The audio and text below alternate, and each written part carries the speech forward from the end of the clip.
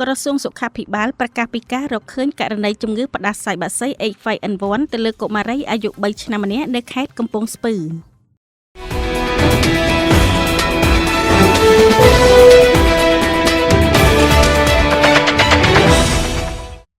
ក្រសួងសុខាភិបាលនៅយប់ថ្ងៃទី16ខែតុលាឆ្នាំ2025នេះបានចេញសេចក្តីប្រកាសព័ត៌មានបញ្ជាក់ពីការរកឃើញករណីជំងឺផ្ដាសាយបក្សី H5N1 ដែលមានកើតទៅលើកុមារីអាយុ3ឆ្នាំម្នាក់នៅភូមិជែកឃុំស្វាយចចាប់ស្រុកបរសែតខេត្តកំពង់ស្ពឺនៅក្នុងសេចក្តីប្រកាសព័ត៌មានរបស់ក្រសួងសុខាភិបាលបានបញ្ជាក់ដូចនេះថាមានអ្នកជំងឺផ្ដាសាយបក្សីមួយករណីទៀតកើតទៅលើកុមារីអាយុ3ឆ្នាំដែលបានបញ្ជាក់ថាវិជ្ជមានវីរុសផ្ដាសាយបក្សីប្រភេទ H5N1 ដោយវិទ្យាស្ថានជាតិសុខភាពសាធារណៈនិងវិទ្យាស្ថានប៉ាស្ទ័រកម្ពុជានៅថ្ងៃទី15ខែតុលាឆ្នាំ